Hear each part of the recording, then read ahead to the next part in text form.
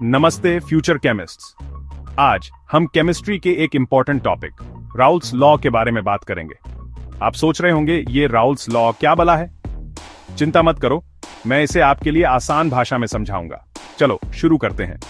Raoult's law solutions के बारे में है और कैसे किसी सोल्यूट की मौजूदगी सॉल्वेंट के वेपर प्रेशर को प्रभावित करती है। मान लीजिए आपके पास शुद्ध पानी का एक बर्तन है। पानी के मॉलिक्यूल्स लगातार वेपर में इवेपोरेट हो रहे हैं और लिक्विड में वापस कंडेंस हो रहे हैं। यहां एक बैलेंस है, लिक्विड और वेपर के बीच एक तरह का नाच। अब मान लीजिए हम पानी में थोड़ा नमक डालते हैं। क्या होता है? राउल्स लॉ के अनुसार जब आप एक नॉन वॉलेटाइल सोल्यूट जैसे नमक डालते हैं तो यह सॉल्वेंट के वेपर प्रेशर को कम कर देता है, इस मामले में पानी। ऐसा क्यों होता है?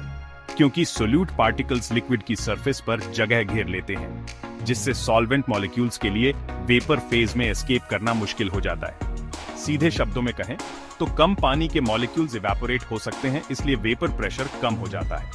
ये रहा राउल्स लॉ का formula. P underscore solution equal sign X underscore solvent asterisk P underscore pure solvent. जहां P अंडरस्कोर सोल्यूशन का वेपर प्रेशर है, X अंडरस्कोर सॉल्वेंट का मोल फ्रैक्शन है और P अंडरस्कोर प्योर सॉल्वेंट का वेपर प्रेशर है। ये एक छोटा सा इक्वेशन है जो हमें यह समझने में मदद करता है कि जब हम एक सोल्यूट डालते हैं तो वेपर प्रेशर कितना बदलेगा। लेकिन राउल्स लॉ यहीं खत्म नहीं होता। यह समझने के लिए भी उपयोगी है कि क्यों कुछ सॉल्यूशंस के बॉइलिंग पॉइंट्स प्योर सॉल्वेंट्स से ज्यादा और फ्रीजिंग पॉइंट्स कम होते हैं। जब वेपर प्रेशर कम हो जाता है तो सॉल्यूशन को उबालने के लिए आपको ज्यादा हीट की आवश्यकता होती है। इसलिए खारे पानी का बॉइलिंग पॉइंट शुद्ध पानी से ज्यादा होता है।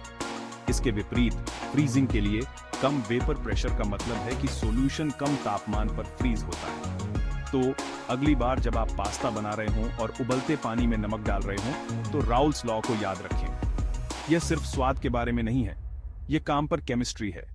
आज के राउल्स लॉ के बारे में बस इतना ही। अगर आपके कोई प्रश्न हैं तो उन्हें नीचे कमेंट्स में लिखें। लाइक, सब्सक्राइब और नोटिफिकेशन बेल को दबाना न भूलें और केमिस्ट्री को आसान बनाएं। अगले वीडियो में मिलते हैं। जिज्ञासु बने रहें।